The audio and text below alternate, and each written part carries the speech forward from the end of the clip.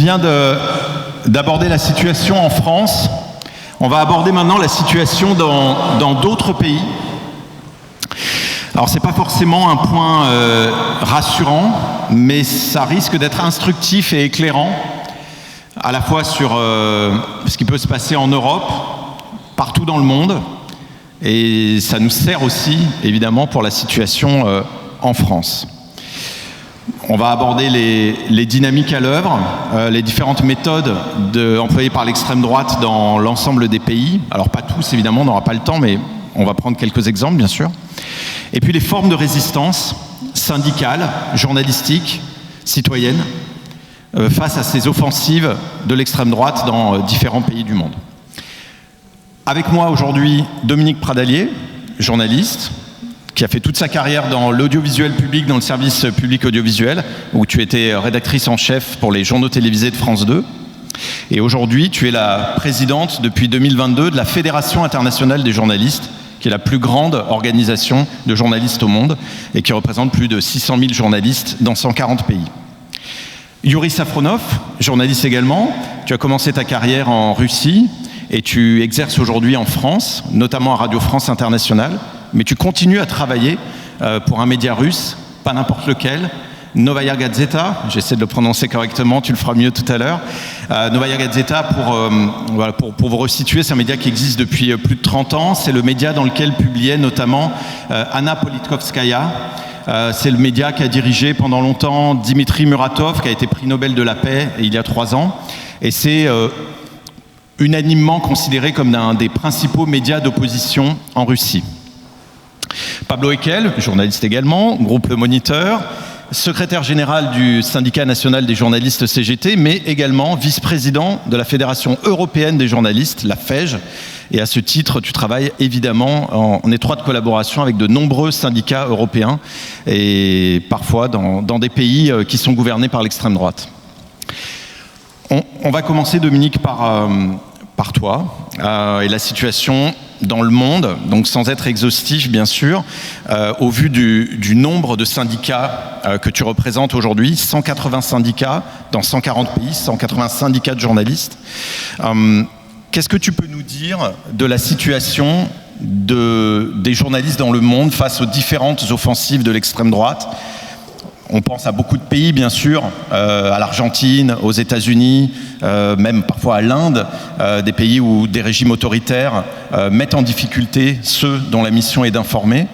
Comment la Fédération arrive à aider, à coordonner les syndicats qui tentent de résister dans ces pays et quelles sont les différentes dynamiques à l'œuvre de ton point de vue ? Eh bien, si on a vu la situation en France un petit peu dans la première table ronde, je ne voudrais pas vous cacher qu'elle est presque désirable pour un certain nombre de pays du monde.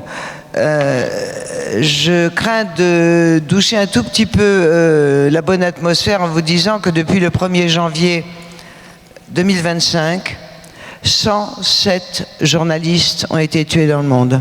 107. Ce qui pourrait passer pour une épidémie est le résultat d'un cancer qui ronge toutes les démocraties, l'impunité. Et cette impunité ronge tous les secteurs de la démocratie, dont le journalisme. 122 morts en 2024. Les 77 assassinés à Gaza ne doivent pas masquer les 22 indo-pakistanais, Afrique, Amérique du Sud et Caraïbes. À Gaza, pour la première fois dans l'histoire, un État a assumé la mort de plus de 250 journalistes et travailleurs des médias en 2 ans. Israël, dont le gouvernement est dominé par l'extrême droite, a revendiqué nombre de ces assassinats en salissant les morts, accusés de ne pas être des journalistes, mais des militants politiques, du Hamas, des espions, des traîtres, etc., etc. On les tue et puis on les salit après. Plus de 500 journalistes sont en prison, dont notre compatriote Christophe Glaise, injustement arrêté en Algérie et condamné pour, je cite, apologie du terrorisme, à 7 ans de prison. Et j'attire votre attention sur le soutien qu'on doit lui donner. Le procès en appel doit se tenir le 3 décembre en Algérie, donc c'est demain. C'est une des caractéristiques de l'extrême droite, qui se dit droite nationaliste, droite traditionnelle, que de faire taire, avant l'accession au pouvoir, d'une façon ou d'une autre, les oppositions et les journalistes, et de, je cite, finir le travail quand elle est parvenue au pouvoir. Désigner la presse indépendante comme ennemie intérieure, la délégitimer et dans certains cas l'intimider physiquement pour la réduire au silence. Crier à la censure quand on critique ses prises de position. Autre caractéristique, celle d'attaquer tous les services publics et tous les collectifs de défense des libertés, syndicats, associations, etc. Attaquer tous les droits des femmes. Banaliser des concepts historiquement faux. Utiliser un langage agressif et haineux, des mots violents, obsessionnels. Et puis surtout, et ça a été dit très bien dans la table ronde aussi précédente, multiplier le recours aux faits divers. Pour 2 raisons. La première, c'est que ça risque de faire peur à tout le monde. Mon Dieu, si ça m'arrivait à moi. Et la deuxième, c'est que quand on parle des faits divers, on ne parle pas du reste. Et quelle est la plus grande insécurité que ressentent par exemple les Français, mais ils ne sont pas les seuls, mais je suis française donc je connais un petit peu mieux, c'est le chômage, c'est la perte de l'emploi, c'est ça la plus grande des insécurités, c'est l'insécurité à pouvoir avoir un avenir. Eh bien, pendant qu'on parle des faits divers, et on prend la place, on prend le temps que l'on devrait réserver aux enquêtes sur ce qui vraiment touche les peuples, c'est-à-dire le chômage et l'insécurité. Et puis enfin, l'extrême droite s'attaque à déposséder les citoyens de leur liberté d'expression, de leur humanité, de leur mémoire. Nous avons ici la chance d'avoir un confrère russe. On aurait pu avoir un confrère américain, ça aurait été formidable. Mais je vais essayer non pas de parler à leur place, mais de dire ce qu'ils nous disent. Le président des États-Unis d'Amérique est un exemple de toutes ces attaques gravissimes contre la démocratie. Dès le début de son septennat, de son 2e mandat, pardon, il a proscrit les journalistes d'Associated Press, AP, qui est la plus grande agence américaine, comme vous le savez, de tout accès à la Maison-Blanche. Et en dépit des décisions de justice, rien n'est encore garanti. Et cela en parfaite opposition au premier amendement, qui est tellement célébré dans le monde entier, le premier amendement à la Constitution américaine, qui sanctuarise le droit à l'information, je vous le rappelle. Ça fait des années qu'on nous le brandit, avec raison. Eh bien, vous avez un président comme ça élu qui décide de s'asseoir dessus. Les autres journalistes doivent se faire accréditer comme s'ils étaient seulement tolérés. Et les espaces garantis ne leur sont plus réservés comme c'était le cas comme lieu de travail à la Maison-Blanche ou ailleurs. De nouvelles règles d'accès au ministère de la Défense sont imposées. Nombre de grands médias comme ABC, AP, Fox News par exemple ont refusé de se plier à ces règles. Les rédactions du New York Times, de CNN, de Washington Post ont été la cible de campagnes coordonnées et de menaces par des mouvements suprémacistes. Et je vous rappelle, c'est 2018, mais ce n'est pas si loin, on a assassiné un journaliste, Jeff German. Ça illustre l'extrême violence que peut engendrer cette rhétorique. Puis, Donald Trump a attaqué publiquement un à un les médias et les journalistes qui lui déplaisaient. Le Wall Street Journal, ayant traité de ses relations avec le prédateur sexuel Jeffrey Epstein, s'est vu interdire de voyage avec lui et fait l'objet d'une plainte pour diffamation avec demande de 10 millions de dollars. CBS News, accusé d'avoir favorisé Kamala Harris, préfère transiger et payer 16 millions de dollars. Et le New York Times, accusé de diffamation, a vu pour le moment la plainte rejetée.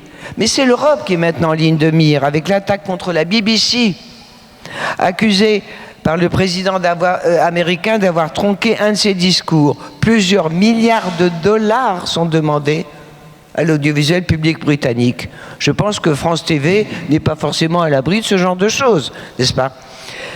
des dispositions très restrictives des visas pour tous les journalistes étrangers maintenant qui veulent couvrir l'actualité américaine. Un confrère du Salvador a même été expulsé, l'administration lui reprochant de devoir diffuser en direct une manifestation contre les rafles d'immigrants. Le décret du 14 mars 2025 range l'Agence des États-Unis pour les médias mondiaux, USAGM, parmi les, je cite, éléments inutiles de la bureaucratie fédérale. Fin de citation. Et cela a pratiquement réduit au silence la Voice of America, née en 1942, ainsi que Radio Free Europe et Radio Free Asia. Près de 600 journalistes ont été licenciés à la seconde.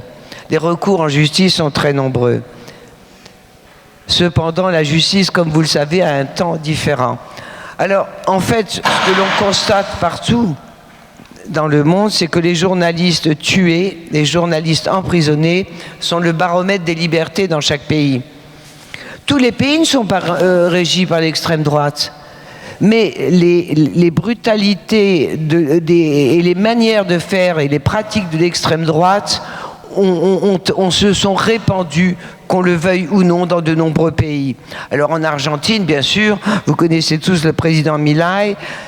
Première action, fermer l'agence publique argentine d'information TELAM, l'accusant d'être propagandiste contre lui. Ben, c'est simple, vous m'aimez pas, je vous ferme. Au Brésil, du temps de Jair Bolsonaro, attaques verbales contre la presse, agressions permanentes, des campagnes massives de harcèlement en ligne visant surtout les femmes journalistes comme la fameuse Patricia Campos Mello.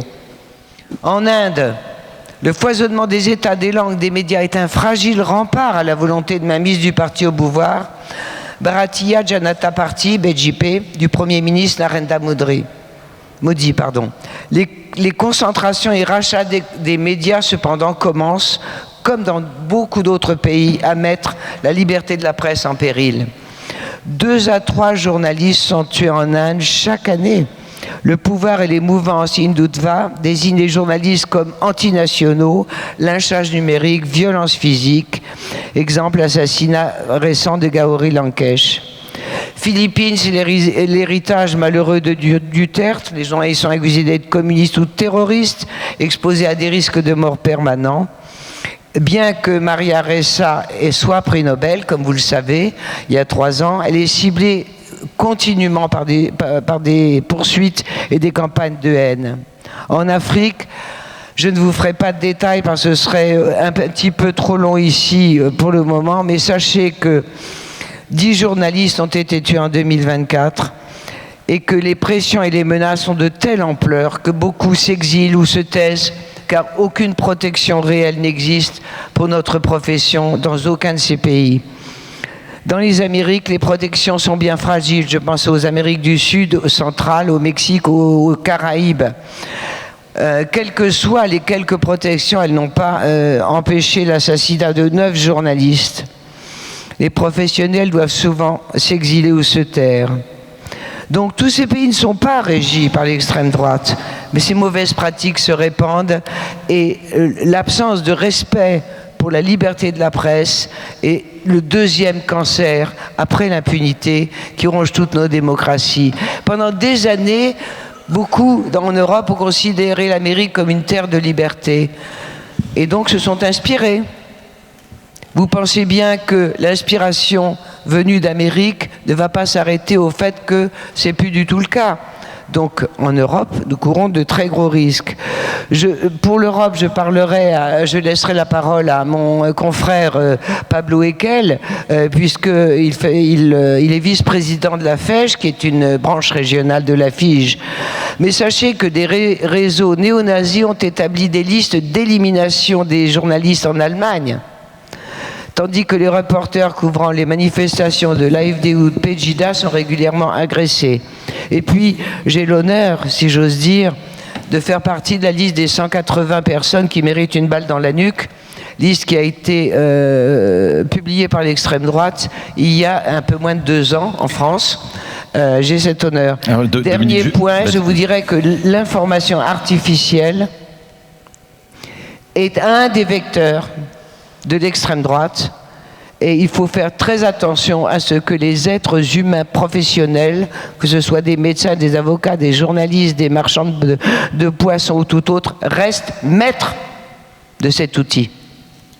Merci Dominique, tu as très bien rappelé quelles sont les cibles de l'extrême droite quand elle est au pouvoir ou des régimes autoritaires qui emploient les méthodes de l'extrême droite. Ils ciblent les journalistes d'investigation, les médias libres, les audiovisuels publics, les journalistes femmes, mais ils ciblent aussi, et tu viens de le rappeler avec l'exemple de cette liste des 180, ils ciblent aussi les syndicalistes.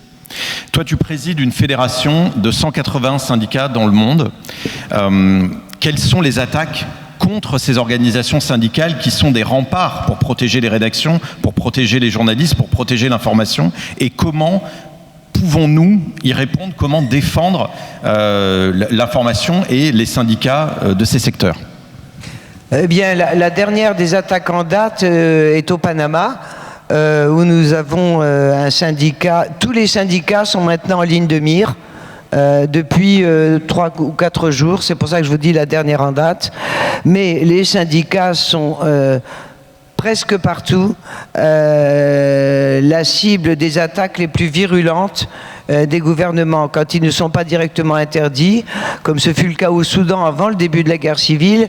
Nous avions des syndicats très forts au Soudan, et avant même le début de la guerre, un des premiers actes des soulèvements a été l'interdiction des syndicats, l'invasion du centre syndical, la saisine partout. De même que, par exemple, dans les territoires occupés, de la Palestine occupée en Cisjordanie, les forces israéliennes ont fermé le bureau d'Al Jazeera, de même qu'il a été fermé d'ailleurs en Israël, ont saisi tous les ordinateurs et ont inquiété tous les journalistes. De même en Inde, de même dans tous les pays, c'est exactement le même système. Alors, les résistances, je pensais qu'on parlerait du bilan pour commencer, mais si vous voulez qu'on parle maintenant des résistances, elles sont très fortes et elles sont très nombreuses. Et elles sont intéressantes parce qu'elles sont créatives. Alors, la première forme de résistance, c'est évidemment une résistance syndicale, donc collective. Pourquoi? Parce que jusqu'à présent, et dans un certain nombre de pays, les syndicats sont reconnus légalement. Donc, même s'il y a des coups contre eux, même s'il y a des menaces très sérieuses, des coupes de subventions, etc., ils demeurent capables de porter la voix de celles et ceux qui ne peuvent pas le faire individuellement. Et c'est pour ça que je rappelais notamment je pense à notre consoeur pigiste tout à l'heure, qui parlait de la difficulté et de la précarité. Seul le collectif fonctionne. Il faut se souvenir de ça. Et c'est pas seulement chez les journalistes, c'est partout. Seul le collectif organisé fonctionne. Quand on est seul, on est perdu. C'est fini. Alors, l'appui des syndicats nationaux est obtenu de plusieurs façons par la fédération. Soit on va sur place, comme ce fut le cas récemment. Notre secrétaire général est allé en Syrie, c'était la 3e fois qu'il s'y rendait, pour essayer de réorganiser une presse indépendante, avec des syndicats forts, reconstitués. Vous connaissez l'état de la Syrie, vous comprendrez la difficulté de l'affaire. Nous avons une assistance juridique. Nous sommes reconnus par tous les organismes internationaux, y compris bien évidemment les Nations Unies. Donc nous avons beaucoup d'interventions diplomatiques qui permettent discrètement. Vous n'entendez pas souvent parler de nous, parce que nous, on fait les choses discrètement pour avoir le plus de chances qu'elles réussissent, des campagnes publiques sur la sécurité, et puis toute une armada d'experts qui nous aident dans ces domaines. Solidarité internationale, si un journaliste est attaqué dans un pays, d'autres reprennent le travail ou diffusent son enquête. C'est le cas dans un certain nombre de pays du monde. C'est particulièrement le cas en France avec Forbidden Stories, que nous avons vu naître, que nous avons aidé et dont nous voyons les très beaux résultats. Forbidden Stories, pour celles et ceux qui l'ignoreraient, est une association de journalistes en France qui republie et poursuit les enquêtes d'un ou d'une journaliste assassinée. C'est-à-dire qu'on dit on peut tuer le journaliste, mais vous ne tuerez pas l'information. On continuera. et on ira jusqu'au bout. Il y a aussi, vous avez les trusts de journalistes internationaux, du travail collectif. Là, c'est un vrai espoir. Parce qu'effectivement, les multinationales existent, et les multinationales de l'information doivent pouvoir leur répondre. Et ça, c'est un gros espoir. Alors, parmi les formes originales de résistance syndicale et collective, vous avez l'autorégulation et les conseils de presse. Ma consoeur Élise Descamps a parlé du conseil de presse français, du CDJM. J'étais en Uruguay il y a quelques jours et nous étudions le fait d'avoir un conseil. J'étais au Cameroun aussi il y a 3-4 jours. On va créer un conseil de presse d'autorégulation indépendant. Je veux dire, ça c'est une des petites pierres. On ne peut pas travailler sur tout. À quoi servent ces conseils de presse, Dominique ? Alors, les conseils de presse servent à dire aux citoyens, et c'est ça notre but, partout dans le monde, il y a une centaine de conseils de presse, servent à dire aux citoyens, voilà, les professionnels s'interrogent, n'ont pas toujours raison, et surtout sont à votre écoute.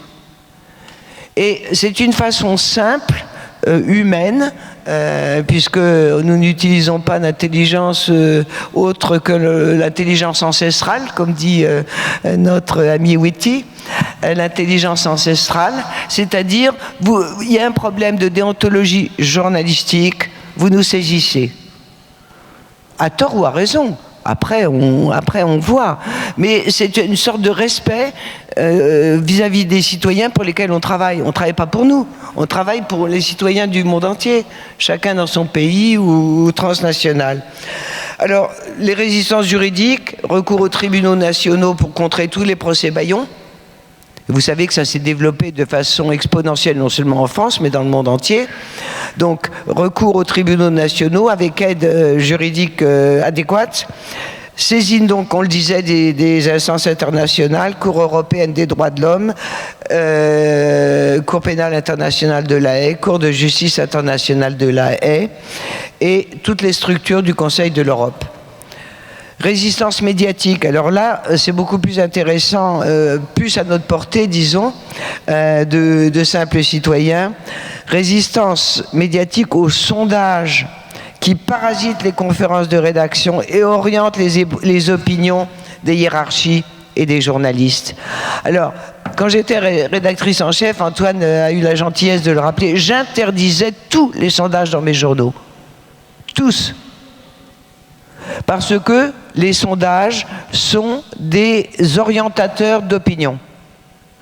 D'abord, ils répondent aux questions que leur a posées la personne qui paye le sondage. Et deuxièmement, la personne qui paye le sondage a évidemment tout intérêt à en répercuter les éléments, puisque c'est pour ça qu'elle a payé un sondage. Ça coûte très cher, un sondage. Et je vais vous donner un exemple.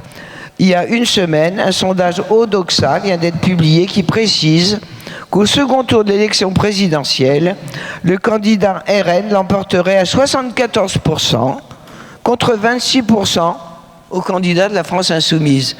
Si ce n'est pas une grosse manipulation, écoutez, je ne m'appelle plus Dominique Pradalier, hein, c'est clair. Je veux dire, c'est vraiment la caricature, mais pratiquement tous les sondages sont des orientateurs d'opinion. Il faut voir les questions posées, et surtout celles qui ne sont pas posées. Donc la résistance médiatique au sondage est un devoir d'État en ce qui nous concerne tous. Des solutions à renforcer. Alors certaines existent déjà. Il faut clairement criminaliser les attaques contre les journalistes dans les législations nationales. Il faut s'opposer à toutes les législations liberticides. Vous vous souviendrez qu'on l'a fait quand il s'agissait de l'article 24 qui aurait interdit aux diffuseurs de diffuser des images de police. Souvenez-vous, toutes les manifestations. Nous avons, avec un collectif, organisé des manifestations. Il y a eu plus de 500 000 personnes dans les rues de France pour protester contre cette volonté politique d'empêcher les caméras de travailler et les photos d'être poursuivies. Faire appliquer la résolution 190 de l'Organisation internationale du travail, OIT, résolution de 2019 sur la violence et le harcèlement dans toutes les entreprises. y compris médiatique. Elle est très précise, elle est très intéressante. Lutter contre le harcèlement numérique, plateforme obligée de retirer les contenus menaçants et de coopérer avec les autorités. Ça aussi, ça passe par le juridique.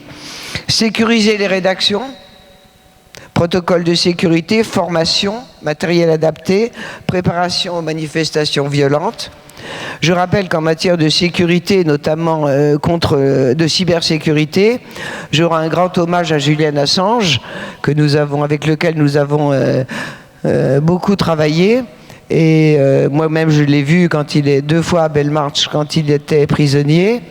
Lui, il a créé Wikileaks, qui est l'ancêtre de tous les systèmes qui empêchent l'espionnage et qui permettent aux journalistes et aux lanceurs d'alerte, en toute sécurité, de pouvoir échanger et ainsi de pouvoir pousser les investigations où il le faut.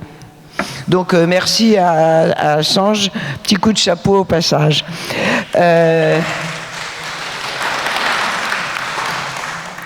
Sécuriser les journalistes par le développement des syndicats et leur renforcement. Alors on disait toujours en France, oui, mais les syndicats, il n'y a pas le choix. Excusez-moi, en France, alors il y a le choix. Hein. Italie, syndicat unique, Danemark, syndicat unique, pour ne parler que d'eux. En France, il y a le choix. Donc il y a juste la volonté de ne pas y aller, hein, tout simplement. Et pourtant, faites votre choix, il y a possibilité. Dans tous les secteurs, comme chez les journalistes, vous faites en fonction d'eux. Alors, je vais vous donner un petit exemple de réussite de la FIGE. Il y a quelques jours, en Mauritanie, 1860 contrats de journalistes ont été régularisés sous l'égide de la FIGE. 1860 contrats. C'est 2 ans de travail. Bon, c'est pas tous les jours qu'on réussit ça, je vous le dis tout de suite, mais c'est à peu près un des travaux que vous ne connaîtrez jamais, où vous avez peu de chance, sauf si vous allez sur le site ifg.org, c'est en anglais, vous trouverez tout ça. Mais c'est pour vous dire que tous les niveaux d'intervention. Alors, je ne vous parlerai pas de Gaza, d'autres le feront sans doute beaucoup mieux que moi. On y est nuit et jour. On a ouvert 3 centres d'aide, 6 centres en Ukraine, hein, je le rappelle préalablement, 3 centres d'aide à Gaza. Alors, vous savez, les centres d'aide, c'est 3 tréteaux et une bâche en plastique, il ne faut pas rêver. Mais on peut refaire de l'énergie, on peut avoir du matériel, on peut avoir de la nourriture. Hein, parce qu'ils n'ont pas plus de nourriture que les autres Gazaouis. Il faut soutenir, donc je reviens à nos solutions, soutenir l'indépendance des médias publics pour empêcher leur capture par des gouvernements extrémistes. Il faut soutenir nos médias publics, il faut les critiquer s'il le faut, mais il faut les soutenir. Protéger les enquêtes sensibles, collaboration transfrontalière, on en a déjà parlé. Et puis, je terminerai pour 2 choses.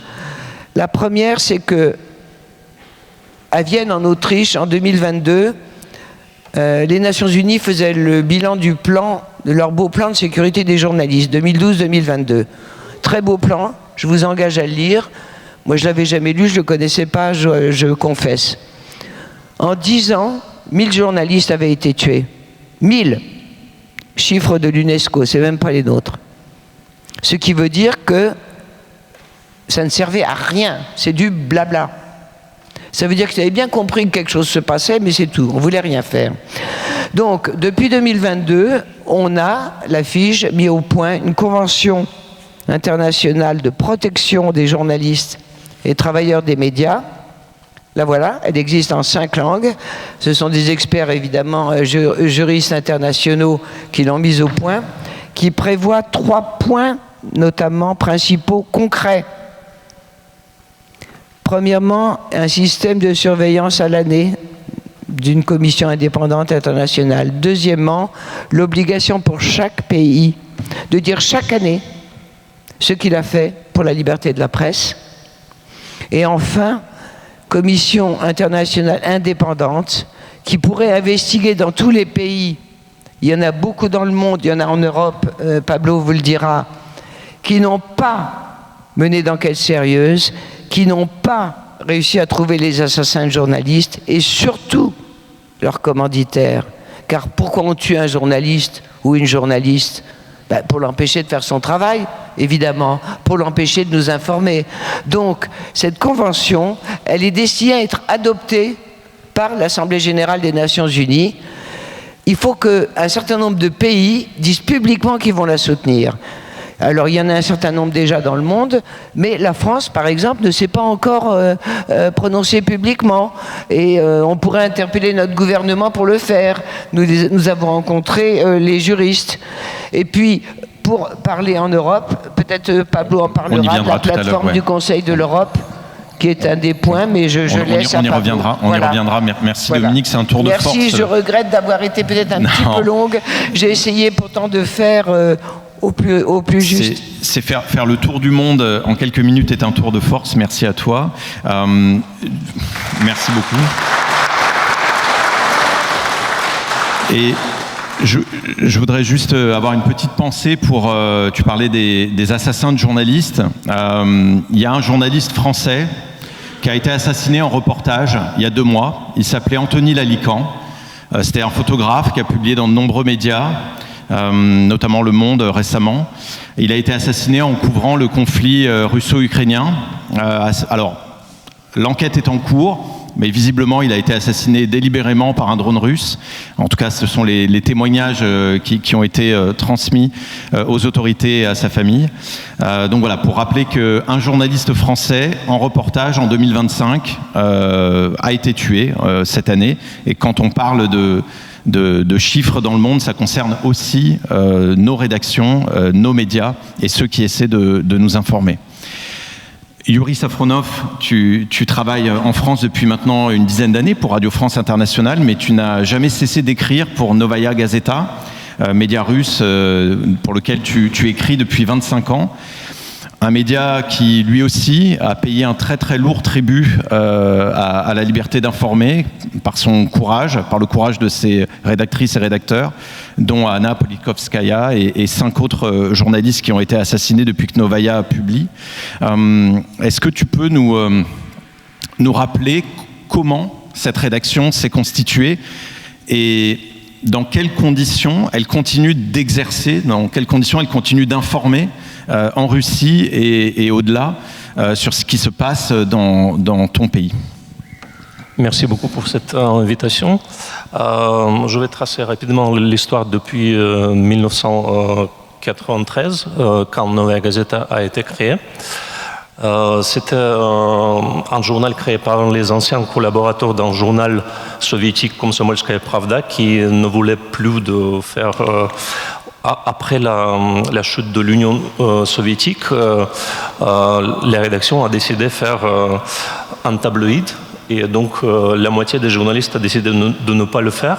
On a créé un journal indépendant.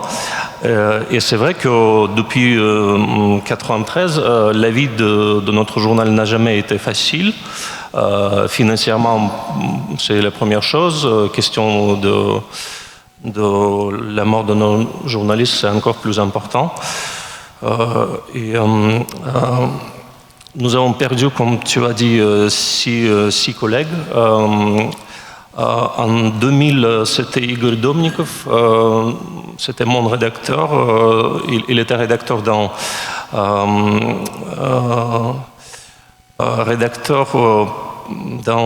d'une unité qui était créée pour les belles plumes, on peut dire. Parce que Novaya Gazeta, c'est non seulement les investigations bien connues dans le monde entier, c'est non seulement des reportages, y compris de Tchétchénie, de la guerre de Tchétchénie, comme Anna Politkovskaya a fait, et plusieurs autres conflits aussi, mais c'était aussi un journal avec une belle page littéraire et belle plume. Et donc, Igor Domnikov, il a écrit une série de reportages sur la corruption dans la région de Lipetsk, et il a été assassiné par les crimes organisés. Et c'était commandité par le vice-gouverneur de la région de Lipetsk. Et c'est Novaya Gazeta qui a trouvé des assassins. Deuxième cas, c'était notre rédacteur en chef adjoint Yuri Shikachin, qui était aussi le député de Douma russe. Et c'était peut-être l'un des très rares députés qui a lutté contre la corruption en Russie, et c'est pourquoi on lui a empoisonné en 2003. Et tous les traces d'empoisonnement ont été cachées, même si Novaya Gazeta a réussi d'étudier ces échantillons en Angleterre. On nous a confirmé qu'il a été empoisonné, mais c'était déjà très tard pour même confirmer quel agent était utilisé. Mais nous sommes sûrs que le pouvoir connaît bien les assassins, parce que même quand il était pendant quelques jours dans l'hôpital, on a dit aux médecins qui ont fait après sa mort l'analyse de son corps, que c'était un vétéran de la Deuxième Guerre mondiale qui a participé aussi qui a travaillé aussi au Tchernobyl pour expliquer pourquoi son corps était comme ça, parce qu'il a eu 53 ans et quand il est mort, c'était une apparence d'une personne de 90 ans à cause de ce poison. Après, c'était Anna Politkovskaya qui a été tuée par les... apparemment, c'était commandité par les pouvoirs tchétchènes. En bas de chez elle. En bas de son immeuble. En 2006, 7 octobre 2006, c'était à propos le jour d'anniversaire de M. Poutine. Après, c'était Anastasia Baburova, notre journaliste pigiste, qui était avec notre avocat Stanislav Markelov en 2009. Il a été tué par les fascistes parce que Markelov il a défendu des antifascistes dans les cours, dans les procès judiciaires. Et après, c'était Natalia Estimirova qui a pris le relais d'Anna Politkovskaya en Tchétchénie. Ici, Novaya Gazeta aussi confirmait presque tous les gens qui ont participé, mais personne n'a pas répondu jamais. Et tu rappelais le rôle du pouvoir politique dans cette situation, même si voilà, les assassins c'était le crime organisé, des fascistes, mais bon, il y a un pouvoir politique particulier en Russie, très autoritaire, nationaliste, qui reprend la plupart des caractéristiques des régimes d'extrême droite. Quelles sont les décisions politiques de ce régime pour la presse ? En quoi ce pouvoir vous a aussi a tenté de vous faire taire, a tenté de vous bâillonner, a tenté de rendre le travail des médias indépendants impossible en Russie ? À quelle décision politique toi, tu penserais en premier ? Mais la première chose, pour finir avec l'histoire d'assassinat de nos collègues, la première chose que fait le pouvoir, ils n'ont jamais enquêté sur ces cas. Par exemple, je vous donne l'exemple d'assassinat d'Igor Domnikov par les crimes organisés. Même si Novaya Gazeta a trouvé le commanditaire, c'était un seul cas qu'on a confirmé juridiquement le commanditaire. Les pouvoirs ont fait tout pour attendre 15 ans après l'assassinat, et c'est le délai de prescription. Et donc, on lui a jugé le jour suivant de 15 ans pour qu'il sorte libre de cette cour. Donc, ça montre quel signal, quel signe le pouvoir a donné à tout le monde qui veut tuer un journaliste qui lui empêche. C'est la première chose. Après, la deuxième chose, bien sûr, ça peut paraître un peu paradoxal, mais même dans cette situation, nous avons travaillé librement, on peut dire, jusqu'au 24 février 2022. Jusqu'à l'attaque de la Russie contre l'Ukraine.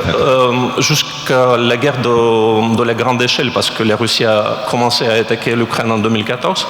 Mais en 2014, Novaya Gazeta, plusieurs de nos reporters étaient sur le front. On a écrit des reportages. Mon ami Pavel Kanegin, par exemple, était 2 fois emprisonné entre guillemets par les séparatistes pro-russes. On lui a libéré. Après, il a écrit même une enquête sur MH17 et on a publié tout ça. Et donc c'était possible. Et après, 24 février 2022, dans quelques jours après cette guerre de la grande échelle, les pouvoirs ont compris que pas la seule moyenne, mais quand même une moyenne très efficace de faire taire non seulement les médias, mais la société. Donc, c'est instaurer des lois complètement totalitaires sur les médias, et non seulement sur les médias, et aussi pour les lecteurs.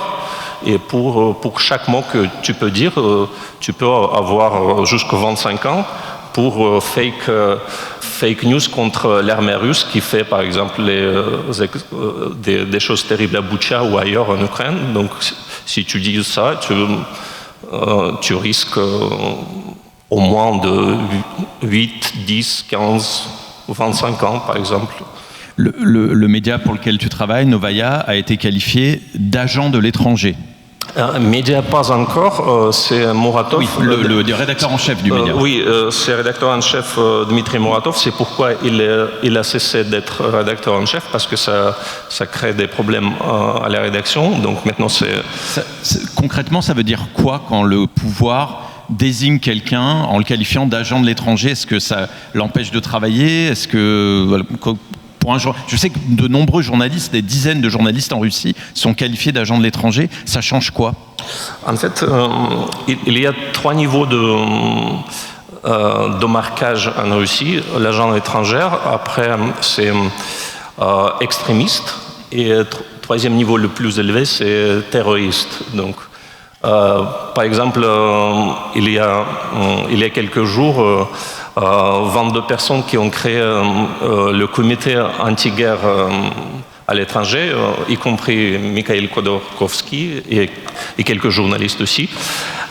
Ils ont été marqués comme terroristes. Donc, terroristes, c'est complètement, tout est interdit, même si vous avez envoyé un texto à un terroriste, vous pouvez être estimé comme participant à une organisation terroriste.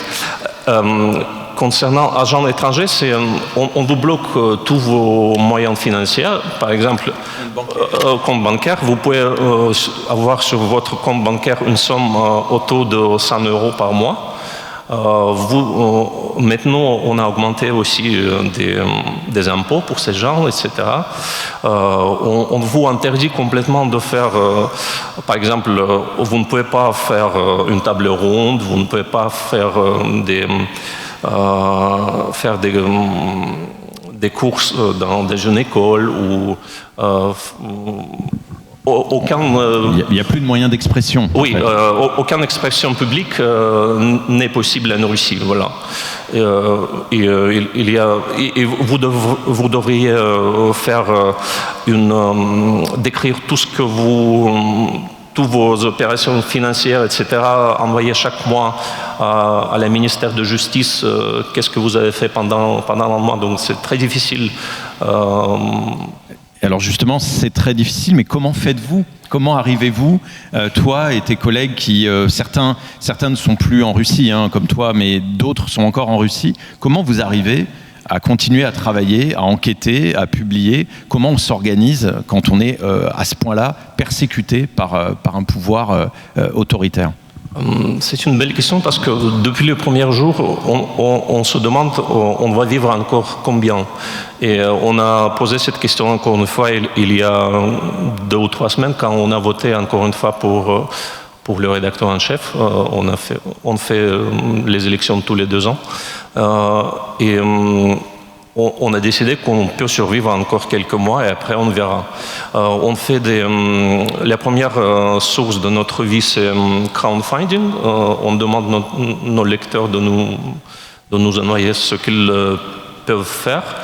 Et deuxième chose, on fait de temps en temps des enchères, on vend des objets chers pour l'histoire de notre journal. On a vendu les premiers ordinateurs, par exemple, qui étaient prêtés par l'ex-président Gorbatchev, qui était l'un des fondateurs de notre journal. Notre rédacteur en chef, qui aime par exemple le hockey, il a vendu sa collection des... j'ai oublié comment ça s'appelle, ce qu'on utilise des hockeyeurs. La crosse. Oui, la crosse, pardon. Voilà. Donc, ces deux sources, il y a, comme j'ai dit, on a eu toujours des difficultés financières. Maintenant, c'est encore plus difficile. C'est pourquoi aussi je suis obligé de travailler à notre média, déjà 10 ans. Voilà. Et la deuxième chose, on est interdit presque interdit de notre version papier parce qu'avant on a eu 200 000 exemplaires, autour de 200 000 exemplaires 3 fois par semaine. Et maintenant on fait, je ne sais pas si c'est une fois par semaine ou une fois par 2 semaines. Et ça ne doit pas dépasser 999 exemplaires, parce que sinon, après, vous êtes estimé comme média, et Novaya Gazeta, selon les lois russes, n'est pas déjà un média. Donc, les cartes de presse de Novaya Gazeta n'ont pas valide en Russie, et nous ne sommes pas un média. Et juste une dernière anecdote sur la diffusion. Je crois qu'à une époque, donc tu rappelais que le tirage de Novaya, c'était un média extrêmement populaire en Russie. C'était plusieurs centaines de milliers d'exemplaires. Quand le pouvoir a tenté de vous museler, les exemplaires que vous envoyiez à vos abonnés, en fait, n'arrivaient pas. Vous les expédiez, les journaux, mais ils n'arrivaient pas dans les boîtes aux lettres. Ce qui arrivait, c'était un mot du gouvernement disant « Attention, vous vous êtes abonné à un média interdit, donc on ne vous le distribuera pas ». Ça a duré un petit moment, ça aussi, en Russie. Vous ne pouviez plus diffuser, vous ne pouviez plus toucher le public. Oui, on a fait, dans ce cas, on a invité nos lecteurs, mais seulement à Moscou, venir directement en rédaction pour prendre les exemplaires. Mais en fait, c'est heureusement que nous n'avons pas que ça, nous avons encore l'Internet. Donc là-bas, c'est beaucoup plus vaste notre auditoire, même si avant l'interdiction, nous avons par exemple sur notre chaîne YouTube plus de millions d'abonnés, et maintenant on a 360 quelque chose 1000 d'abonnés, mais quand même c'est pas mal. On a aussi plus de 200 000 abonnés sur notre chaîne Telegram. Mais il faut dire aussi que, comme j'ai dit, que les lecteurs sont aussi... c'est dangereux pour beaucoup, ou quand même les gens ont peur, parce que si vous likez quelque chose que le pouvoir va estimer de terroriste ou extrémiste, vous pouvez partir en prison. Et le plus intéressant, qu'en Russie, les lois... ont le pouvoir, donc par exemple, si vous avez fait ça avant la loi qui était prise par la Douma, par exemple en 2025, et vous avez fait quelque chose 10 ans avant. C'est rétroactif. Oui, rétroactif. On peut vous juger même de ce que vous avez fait. Donc ça sème aussi le terreur. Et même si, je pense que même si nous avons par exemple 300 000 abonnés, le public que nous regarde et que nous lit est beaucoup plus large. Donc, sauf que la plupart des gens ne veulent pas risquer d'être abonnés à notre journal. Un très grand merci pour ce témoignage, Yuri, qui est à la fois glaçant et passionnant.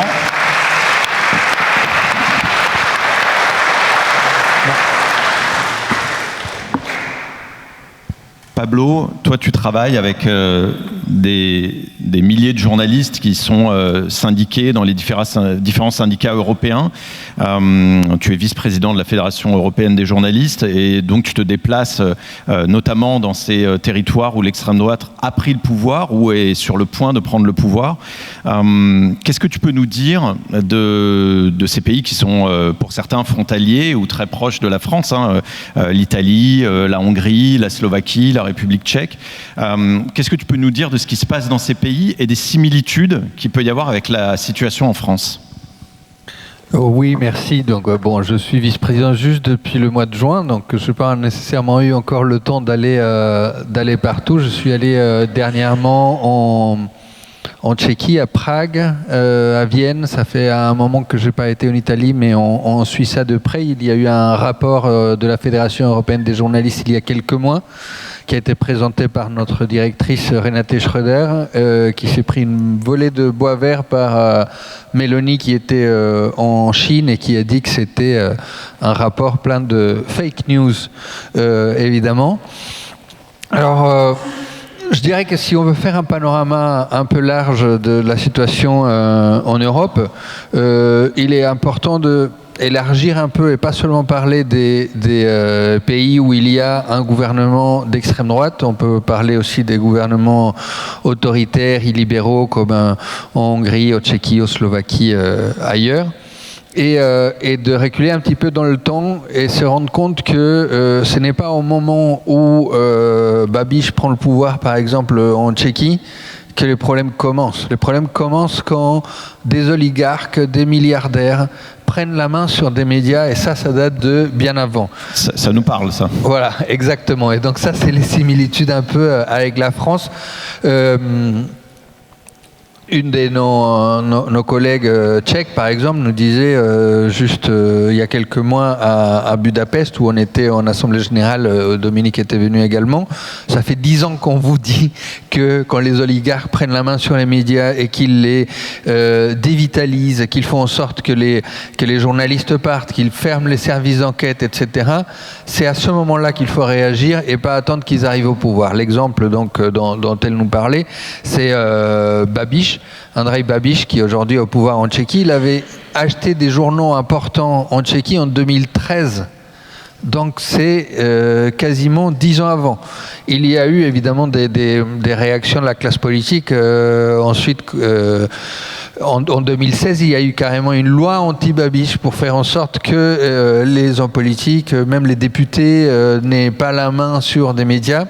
Ça a provoqué que par la suite, ils finissent par vendre en 2023 Mafra, qui était le grand groupe qui détient un certain nombre de médias en Tchéquie, mais le mal était fait en fait. En 10 ans, entre 2013 et 2023,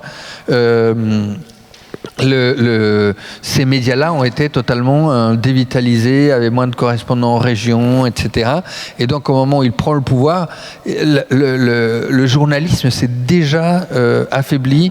Il n'y a plus que quelques médias indépendants, des journalistes qui font de l'enquête sur des sites web, presse en ligne, mais qui ont beaucoup moins de force, beaucoup moins d'impact que la presse généraliste. C'est des médias qui sont comparables ici aux Parisiens aujourd'hui en France. Donc c'est ça la comparaison. Alors pour rappel, Babiš est un oligarque qui détient qui est dans l'agro-industrie. Je pense que l'industrie pharmaceutique aussi. Donc à un moment donné, ce sont vraiment des gens qui ont beaucoup d'argent et qui mettent la main sur ce type de médias. Là, je parle presse écrite. L'audiovisuel public aussi est énormément menacé. La presse écrite par le biais de la publicité des États, et l'audiovisuel public par la prise en main des comités d'éthique, de conseils d'administration, etc. Orban, il a mis en place un certain nombre de leviers en Hongrie qui lui ont permis de vraiment mettre au pas le service public audiovisuel. Et c'est aujourd'hui la crainte la plus forte en Tchéquie de avoir un Orban bis et que l'audiovisuel public soit pris en main. En Slovaquie, Roberto Fico l'a fait l'année dernière. Donc petit à petit, tout cela est en train de s'étendre. Pour parler de l'Italie, puisque tu m'as posé la question sur nos voisins, il y a une vague sans précédent d'attaques contre la liberté de la presse. On a dénoncé des procédures bâillons, des diffamations, des écoutes de journalistes qui font des enquêtes et des reportages sur les thématiques environnementales et des migrations. Voilà ce qui arrive quand l'extrême droite est au pouvoir. Une vraie persécution des journalistes qui travaillent sur les thèmes qui dérangent l'extrême droite.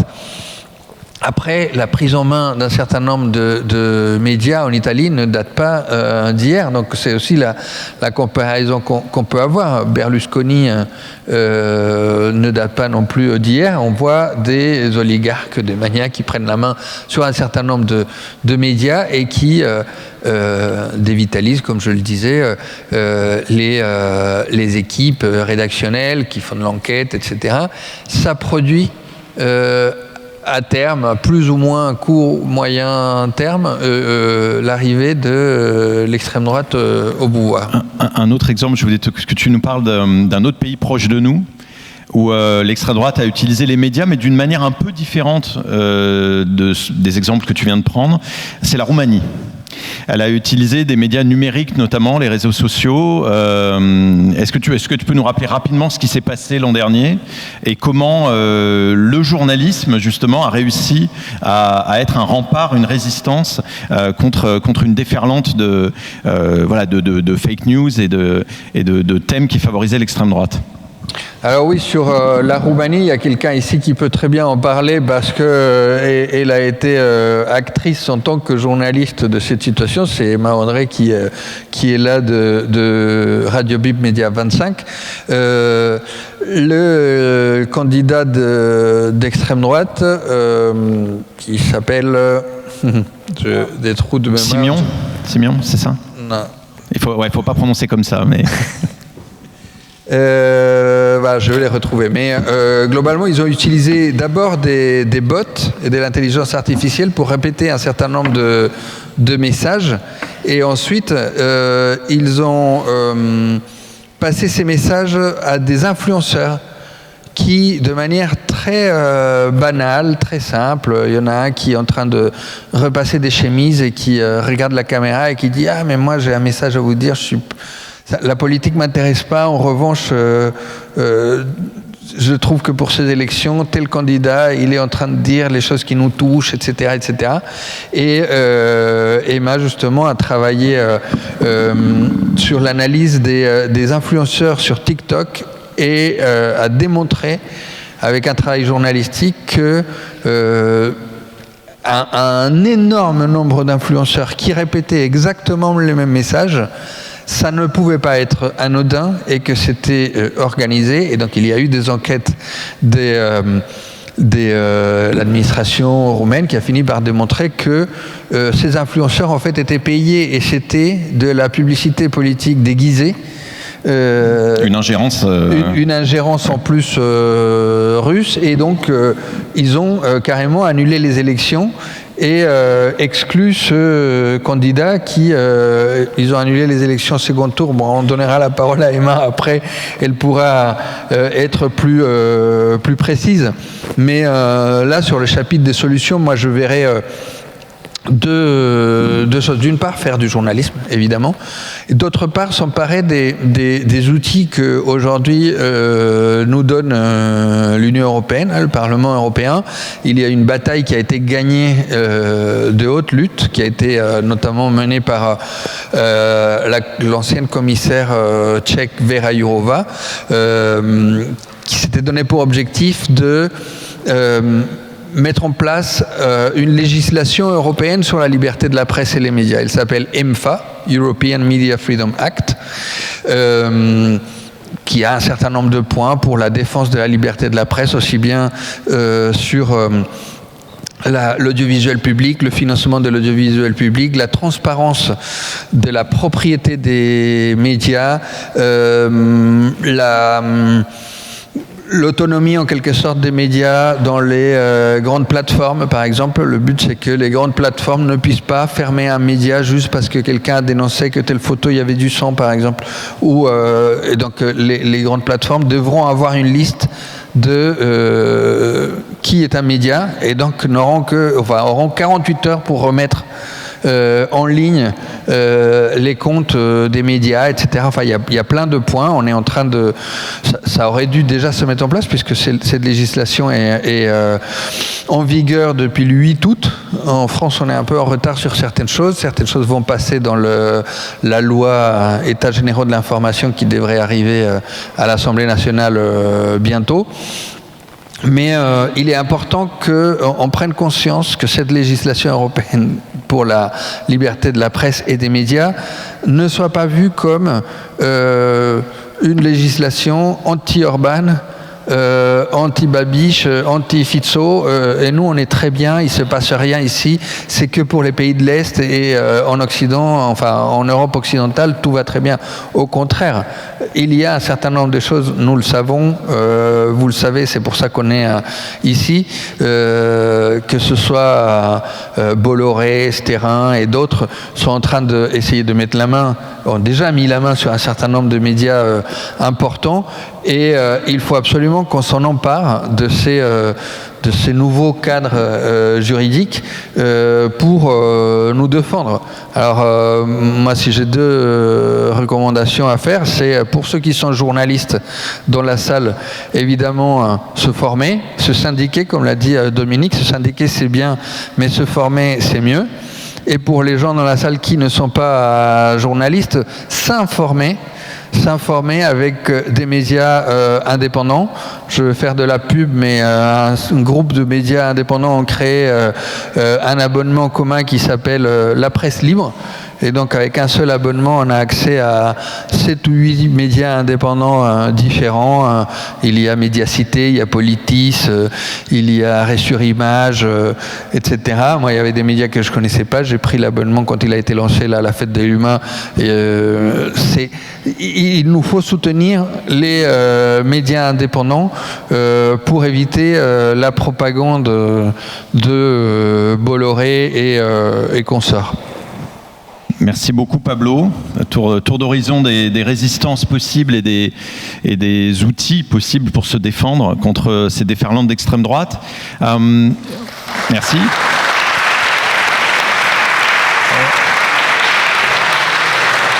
On a le temps pour une question ou deux si vous êtes très concis. Donc merci à vous d'être très efficace dans vos questions si vous le pouvez.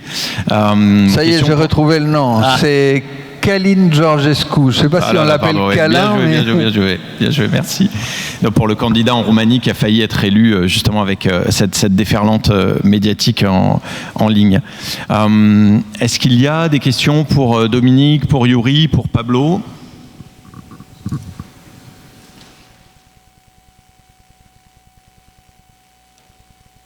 Non. Alors mais bien sûr, le mot de la fin, Dominique. Vas-y. Mais je ne sais pas si c'est le mot de la fin, mais on a créé le prix Shirin Abu Akleh, la FIGE, avec l'Union de la presse francophone, qui récompense une femme journaliste qui est totalement impliquée et qui travaille dans un contexte difficile. La première année, nous venons de la faire et nous avons attribué le premier prix. Nous avons reçu 44 dossiers des 5 continents. 44 dossiers. C'est vous donner à penser combien la vie est difficile pour les journalistes, hommes ou femmes, et femmes dans ce cas. Et nous avons attribué le prix à une de nos consoeurs qui est en prison à Moscou, pour avoir couvert notamment certains opposants au président Poutine. Voilà, le deuxième prix est en cours. Mais c'est pour vous dire à quel point les femmes sont impliquées dans ce travail. Puis je voudrais quand même vous dire une chose importante. Du 4 au 8 mai prochain, ici à Paris, il y a le congrès du centenaire de la FIGE, créé par un Français, Georges Bourdon, en 1926, pour avoir mondialement éthique et solidarité. Et année après année, nous pratiquons ces deux points essentiels. Et vous êtes tous évidemment invités au Congrès. Merci Dominique. Merci à vous. On va vous demander 5 minutes d'attention pour un invité d'honneur qu'on a aujourd'hui, un invité exceptionnel qui était encore chez lui en Cisjordanie hier, qui a pris l'avion pour nous rejoindre, pour intervenir aujourd'hui devant vous. C'est le vice-président de la Fédération internationale des journalistes, donc quelqu'un que tu connais très très bien, Dominique, Nasser Aboubaker, le président des journalistes palestiniens.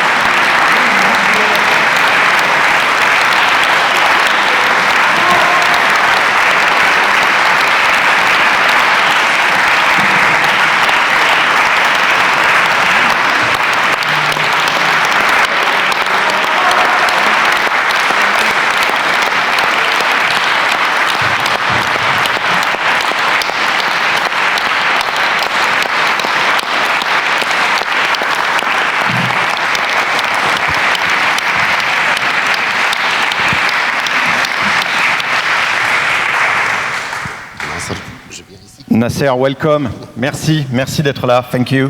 Et merci à Walid Bourris qui va assurer la traduction pour la prise de parole de Nasser.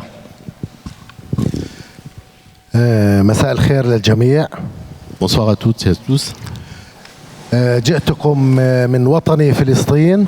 Je viens de la Palestine, ma nation, ma patrie. وأنا أحمل أمانة شهداء الصحافة الفلسطينية. Avec un message des martyrs et des journalistes qui sont tombés, les Palestiniens bien évidemment. أحمل أمانة 255 شهيد صحفي فلسطيني قتلوا في الحرب على غزة. Je porte avec moi le message de 255 martyrs journalistes palestiniens assassinés dans cette guerre. أولا أود أن أشكر زملائي في SNG CGT au CFDT. Je tiens à remercier mes collègues au SNJ CGT, au SNJ, au CFDT journalistes على هذه الدعوة الكريمة. pour cette invitation. وأنا أشعر بالفخر بوجودي معكم جميعا. Je suis heureux et fier aussi d'être parmi vous.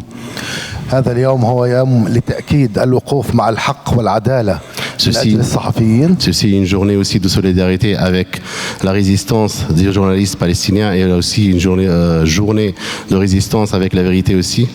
وللتنديد بجرائم الحرب المرتكبة من قبل دولة الاحتلال الإسرائيلي بحق صحفيين. Et pour aussi mettre le point et braquer les projecteurs sur les assassinats et sur les crimes commis par l'État israélien contre les journalistes palestiniens. إسرائيل ارتكبت أكبر مجزرة في تاريخ الإنسانية بحق الصحفيين. Le plus grand génocide à l'encontre des journalistes a été commis malheureusement par Israël. وهذه إبادة إعلامية. Ça c'est un génocide aussi médiatique. أول حرب إبادة إعلامية في تاريخ الإعلام. Ça c'est la première guerre génocidaire médiatique dans toute l'histoire médiatique. نحن حتى الآن فقدنا 255 صحفي ولم تتوقف الحرب حتى هذه اللحظة. Actuellement, on a perdu plus de 255 journalistes, mais malheureusement, la guerre n'a pas cessé encore. 515 صحفي أصيبوا وكان مفترض أن يقتلوا. 515 journalistes sont actuellement donc blessés et ils ont échappé de justesse à la mort.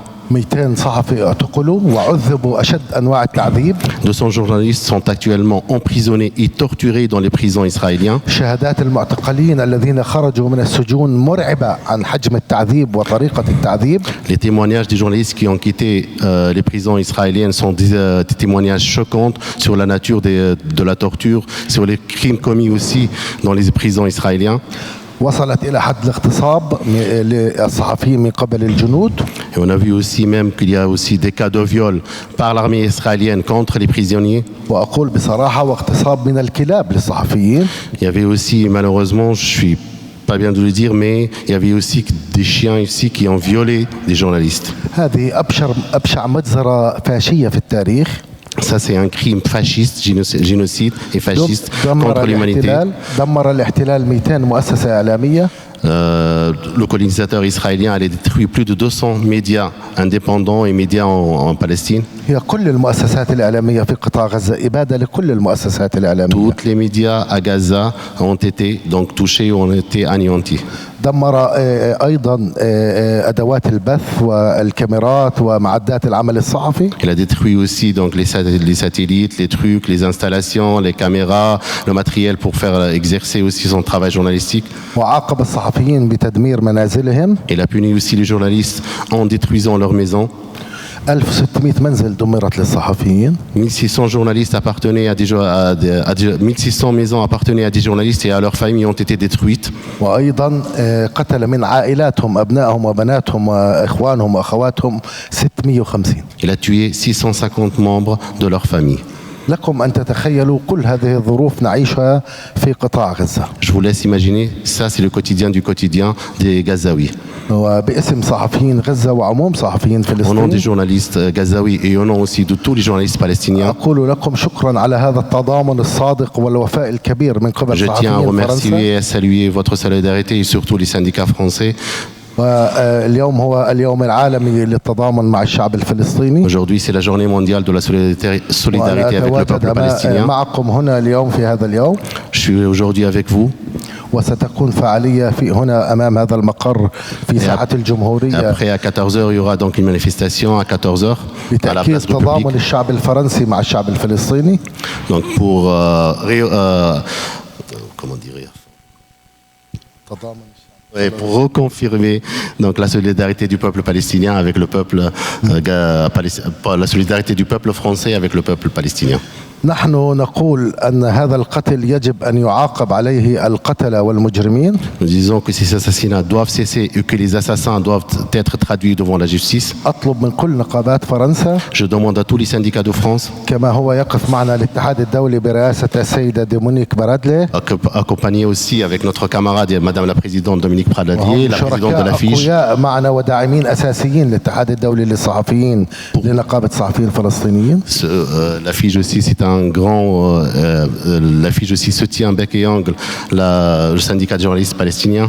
الاتحاد الدولي للصحفيين الفيج وقف معنا من أول لحظة لهذه الحرب. La FIJ était présente depuis le premier instant de cette guerre. ووقف مع مبادئ الاتحاد الدولي. Et il était fier, il était donc égal à lui-même. Il a défendu les valeurs aussi de la Fédération internationale des ووقف journalistes. مع مبادئ والقانون الدولي. Et aussi, il était fidèle à ses principes, à les principes du droit international et de la justice aussi. ومع العدالة للصحفيين Et الفلسطينيين. de la justice aussi pour les journalistes palestiniens. توجهنا نحن والاتحاد الدولي للمحكمة الجنائية الدولية. Nous avons saisi le cours pénal international. ونحن نبحث أيضا كيف نتوجه نحن ونقابات فرنسا أيضا في القضاء الفرنسي الذي Nous allons aussi avec les syndicats français faire aussi des procès ici en France.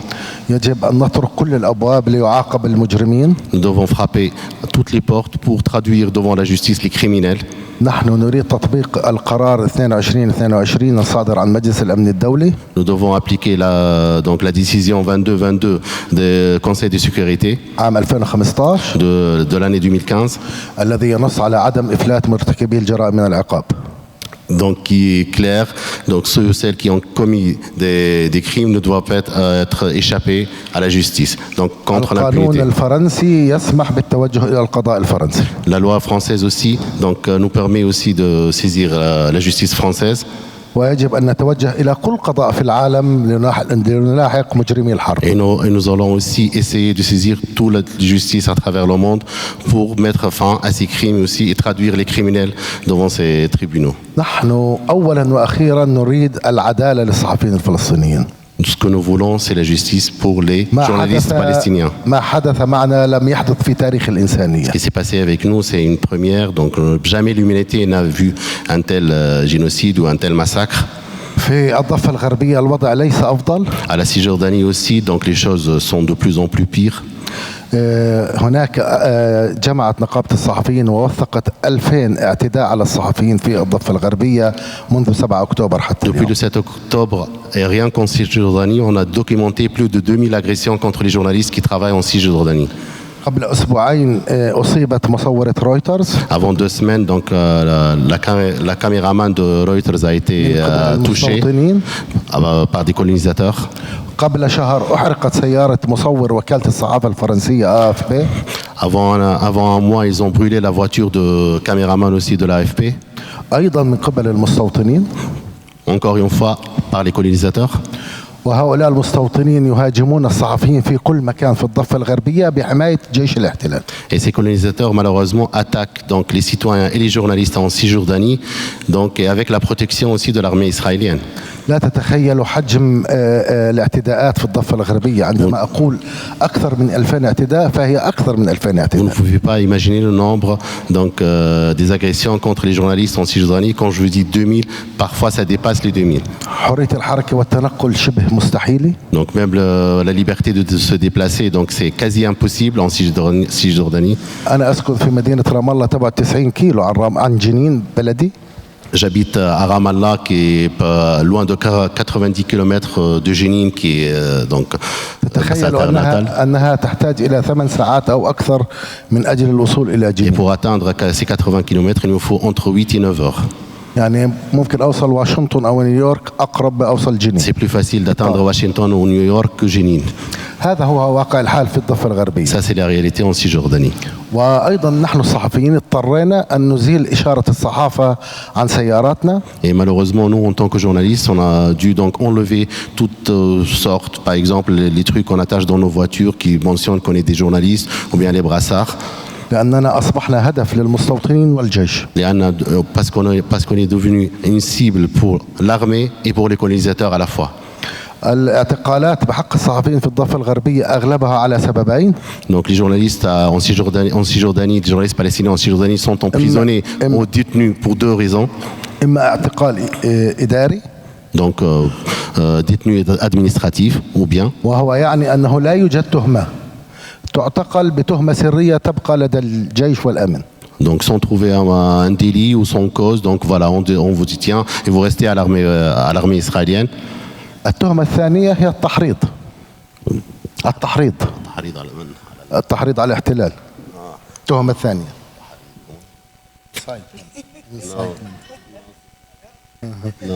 Incitement. L'incitation, voilà, c'est l'incitation, oui, voilà. Donc le deuxième délit, donc c'est l'incitation contre incitation à la haine contre l'armée israélienne ou contre les Israéliens, bien sûr.